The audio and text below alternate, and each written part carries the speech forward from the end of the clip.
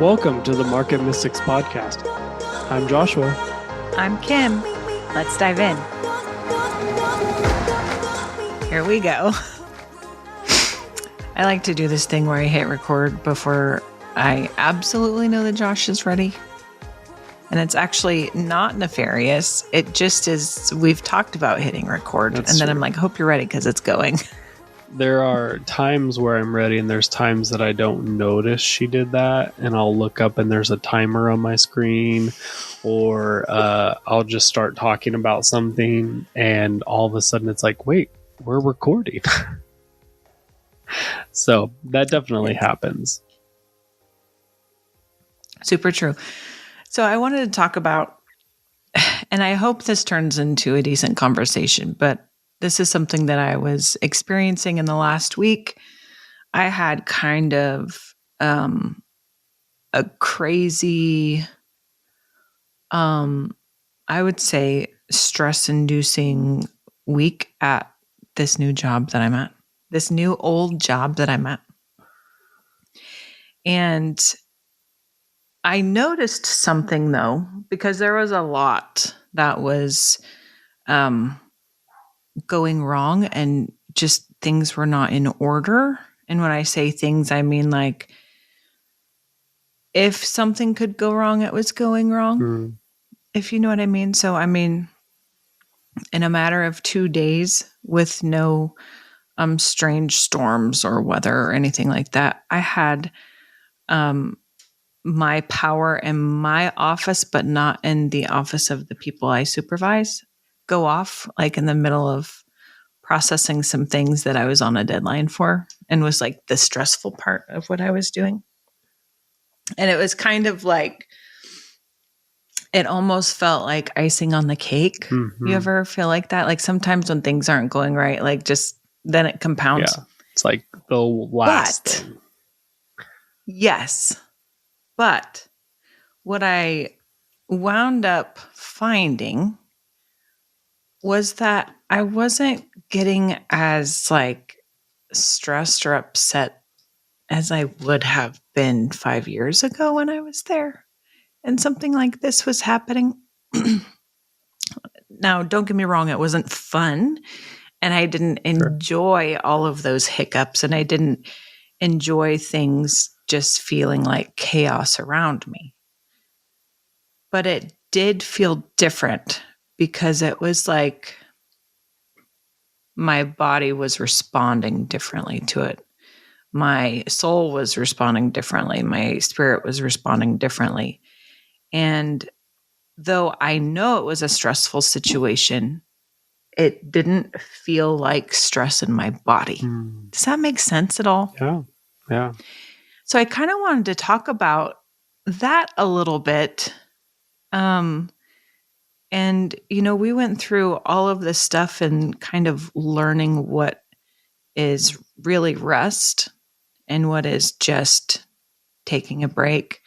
What is laziness? What is rest? What is stepping out of rest? We went through a bunch of that stuff. And I mean, probably we talked about every other episode for 3 years. I don't know.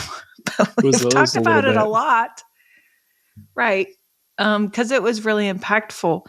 But to see it kind of, I guess, seeing the fruits of that come out in situations where I know how it could go from many years of experience prior has just been different.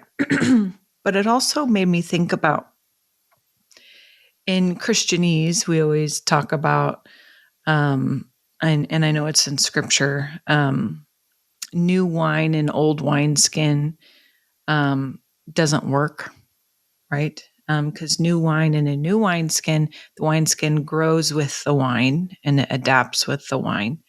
If you put a new wine in an old one, the old wineskin will crack and fail, right? But if I'm looking at my current situation, it kind of feels like new wine in an old wineskin. So then what should I expect? So I'm also like, well, crap, what am I doing? What do you think about that? Um, yeah, like I get what you're saying about like how it kind of feels that way. Um, but I think the reason it doesn't that you're able to approach things differently this time around is because like one, like you said, it's like a new wineskin. Like you've taken the time to shred off some of the old. Um, and even though it maybe the wine is coming from the same old vineyard, but I don't think it's the same old wine. Mm-hmm. So you're saying maybe new wineskin, not necessarily new wine. No, Not maybe new wine in an old wineskin, but maybe old wine in a new wineskin. could be that, or it could just be new wine in new wineskin. Like I guess what I'm saying is like, yes, you went back to a place you had previously worked, so the vineyard is the same, but vineyards are constantly producing new wines. So the place where they were at, 5-6 years ago, the place you were at 5-6 years ago, both of you are somewhat different. Like seasons Yeah. have changed, things have grown, people have shifted. Like, there's a level of that all of it is different. And I think, I think it is this growing, it is this shifting. We've talked about this a lot in the context of like going up the mountain, going down the mountain, and going up the mountain, dropping things and identities and tasks and stuff until you reach a place of oneness, and then on the way back down you're picking them back up, but you're with a different perspective. And like it just sounds like that's what's happening. Or in some like Jewish thought, like you're constantly on a spiral staircase, and so as you are going up and up, you're revisiting things that kind of look the same. And then eventually you realize, oh, this, like you see it from a different perspective because you're floor higher. And then the next time you see it from a different perspective because you're a floor higher. And then the next time you don't even really see it because you're like so far above it, and you start seeing something different for a few cycles. And so I think, like, I do think the like new wine and old wineskin is important though, because it goes along with something called like the breaking of the vessel. And it's like, it's the concept of like too much newness without, in the old is just simply destructive. Like it doesn't help. Yeah. It doesn't help anyone and can actually be destructive. And we were just talking about this, but one of the last episodes we recorded was like on if disclosure is a good thing. And I think to some extent, you can cause a breaking of the vessel if you just totally pour so much new into it that it can't handle what it is. And I think that kind of ties into that of like you have to, I don't think it's good to just call ourselves old wineskins, because I'm like, we have the ability to change and grow.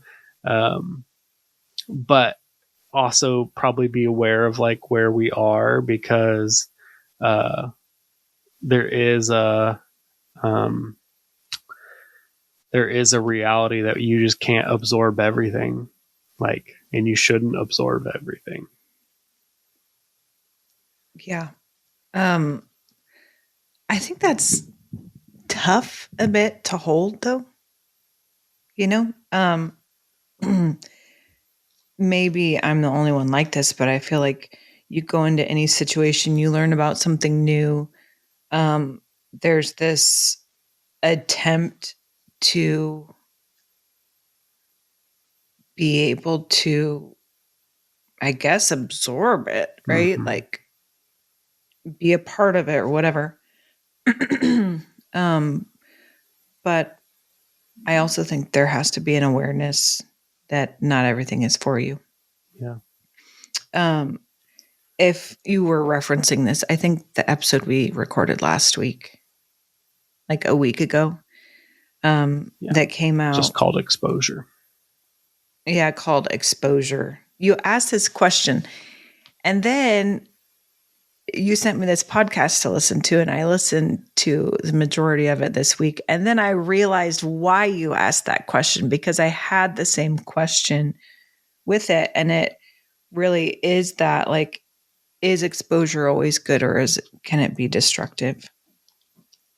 And that particular interview between these two people made me question the same thing. And when I was listening to it, I wasn't watching it because I just listened to it when I'm driving. Same.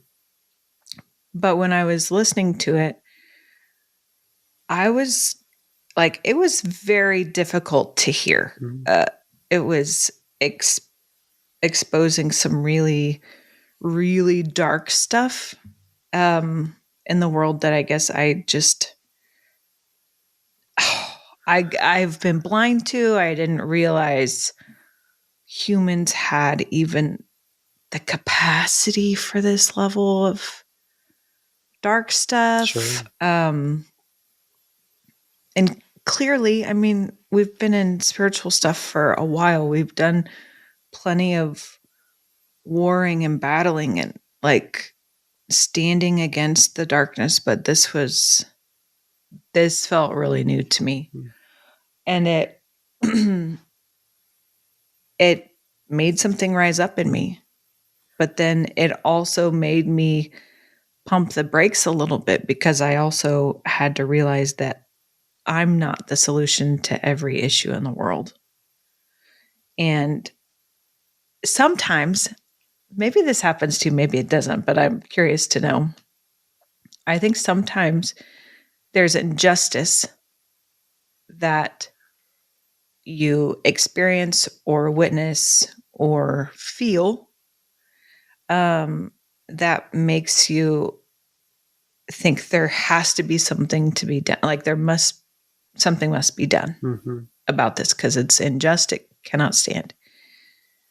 But I feel like I've gotten to a point where I can't take all of that on because I'm not necessarily called to all of it. Mm-hmm.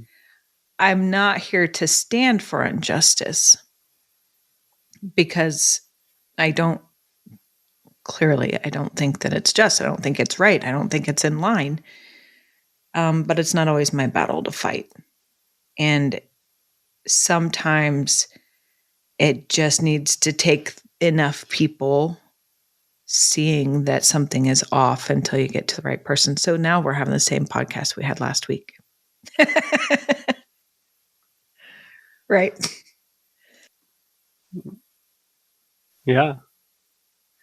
Yeah, I mean, I think there's a level of like, it's helpful to know that things like that exist, because otherwise, like, you know, like we were talking about, you just don't,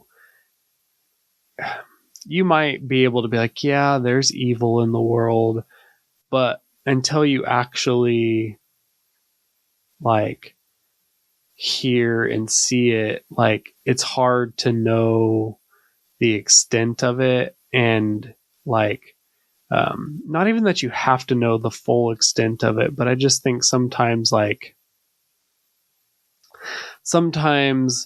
if you live isolated, it's easy to be like, well, that doesn't impact me. There's nothing that I need to do about it.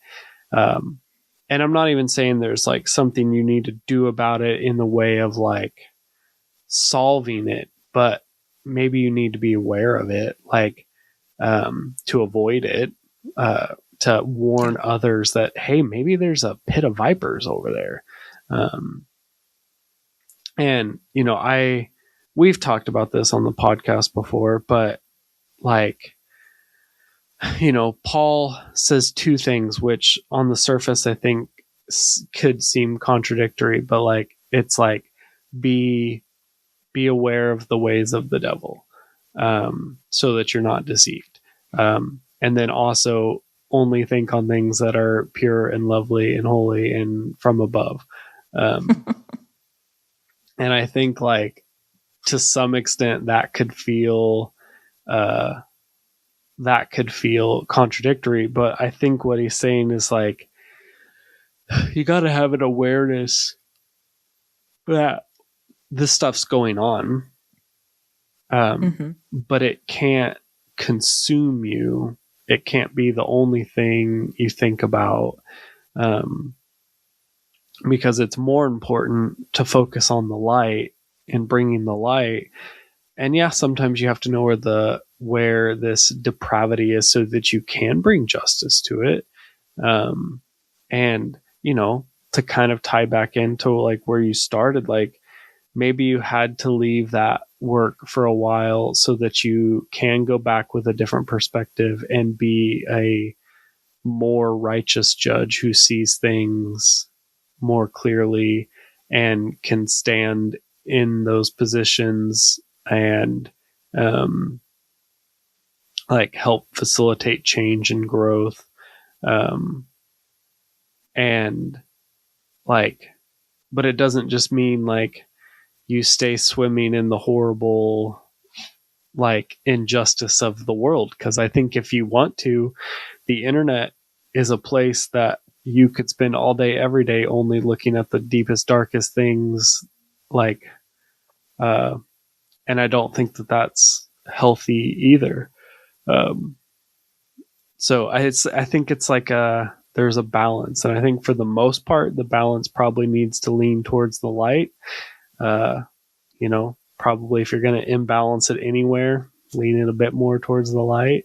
But I think having that awareness that there are things going on, and I think that helps keep you like fresh. That helps keep you expanding and growing, so that you can take on bigger and bigger things. Yeah. I think so too. I think it helps keep us sharp. And you know, I'm not the biggest proponent of like, I don't really believe that I have an enemy because I think that's a two-way road. I've talked about that before, but I do know that there are adversaries in this world, right? Those people or things or spirits that are actively working against you or what you stand for or the light or truth, whatever. And I think that awareness of that is so important because you know how to defend yourself. But if you never know that there's something that could come against you, it kind of leaves you open for attack. And that's not like, oh my gosh, you better be doing XYZ or you'll always be. That's not what I'm saying. But I do think the awareness is, hey, there's this thing out here that's actively coming against the things that I believe and I stand for. And I'm not here for it. Right? Like, right. I'm not doing that. So I know I can stand against it. I know it's a thing, but it has no place in my life. So then it doesn't just seep in unknowingly. You know it, you recognize it, you can be like, yeah, that's not for us. Right. But I think you're right about the focus can't always stay there. It needs to be on the good and the righteous and the things that are of truth and the things that are light and love and those kinds of things. Because when you focus on the bad and that is all you ever think about, I think it opens a door wide open to either be continually sitting in fear, which is nothing that is from the Lord, or to be attracting it to yourself, right? Because the more you think about it, the more it will come to you. Do you know what I mean? Kind of. Yeah. And so awareness is not dwelling. Like, I'm not going to live in that place of like, this is always on my mind. But I do want to know it's there because I know what to defend against. Does that make sense? Mm-hmm.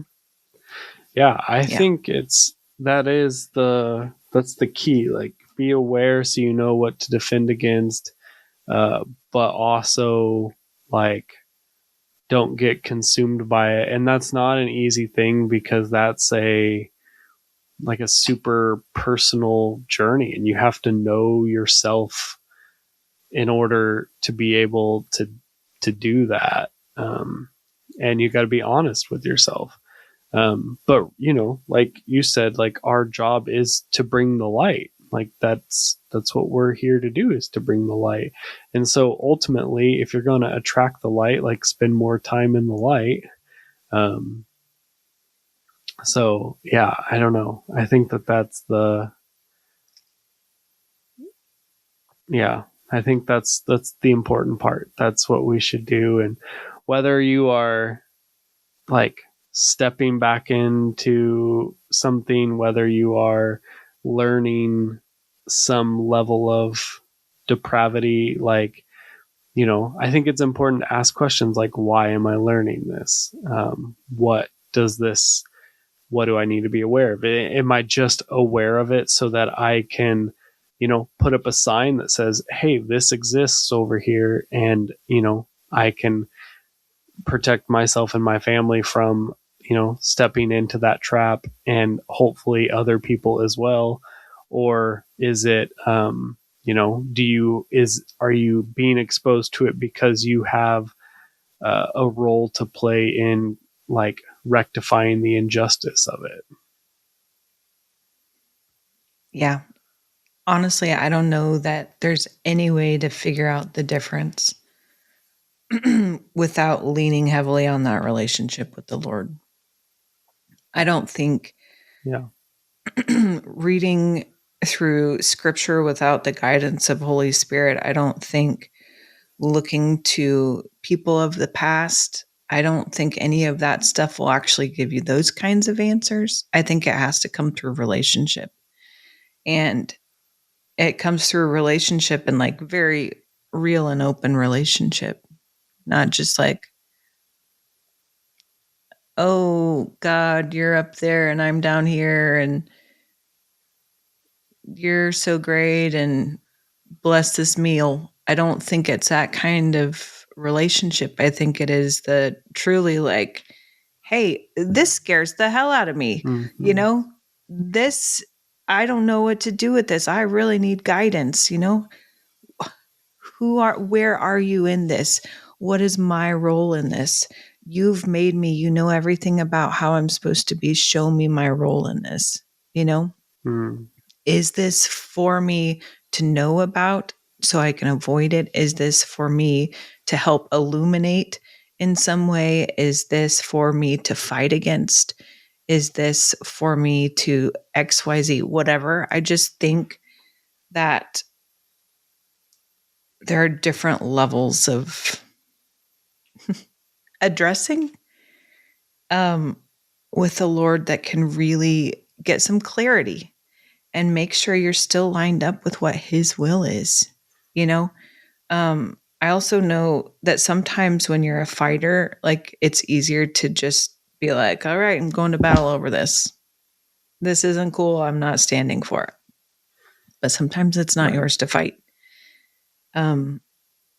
Even though it's disgusting and an atrocity, and something you never would have thought that humanity would be capable of. Like I was saying about this stuff, like I didn't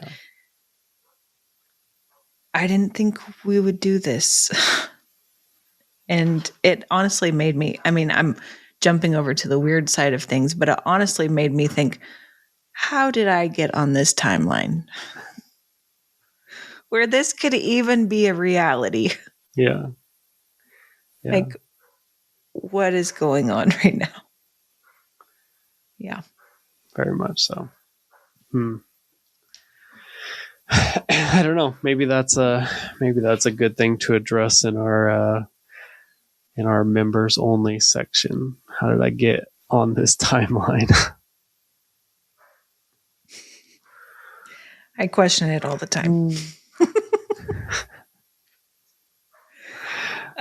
We once talked about the Mandela Effect. I think we only talked about it once, like did an episode on it once. Right. I'm sure we've mentioned it from time to time, but I think we did one dedicated episode to the Mandela Effect.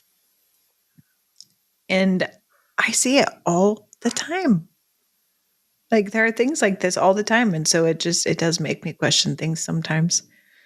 But I also, it's weird because I question this within myself. And relationally, I'm like, oh my gosh, Josh, how did we get here? But then also it does make me take it back to the Lord and be like, what is going on? Why are things different? How do I navigate this? Because there seems to be it's almost splitting. It's like a splitting off is what it can feel like sometimes. And that has brought a lot of, I don't know that I've gotten complete clarity, but some solace at least. Sure. Yeah. Mm-hmm. Yeah. I think it is, whether or not you get a direct answer or not, I think humanity forever has been asking, why me, why now, why here? Maybe not forever, but seems like for quite some time, humanity has been asking that question. And I just think I think the point of it is to push you into relationship. Like, I think that's the point of that longing inside of you is there used to be something that is no longer there in the same way. Maybe relationship used to look like this and it doesn't look like this. But I do think just in general, like the whole point of it is to push you towards relationship, push you towards a life of union rather than a life of separation. Yeah. Good stuff. That was quite the journey this episode, Josh. It's a little bit of just Josh and Kim rambling about life. Welcome to the podcast. We're glad you're here. Oh, well, you got a little taste of who we are, at least. Like real life. These are the kinds of conversations we tend to have. And I think honestly, what kind of separation is actually needed from one concept to another? I think so many times they flow from one to another. And you find one issue relevant within another. And oftentimes that's where you can start to look and find some answers. So I don't know. I appreciate the random journey. I hope that you guys do too. Yes, same. Thank you, listeners, for being with us. We'll see you next time. Thanks for tuning in to The Market Mystics. If you are hungry for more, don't miss out on our exclusive bonus content available only to YouTube members. Demystify the world of cryptocurrency in the cryptosphere and explore everything from outrageous conspiracies to curious current events and out there spiritual musings. Nothing is off limits in Let's Get Weird. Become a channel member on YouTube to unlock these extra episodes. See you in the bonus episodes.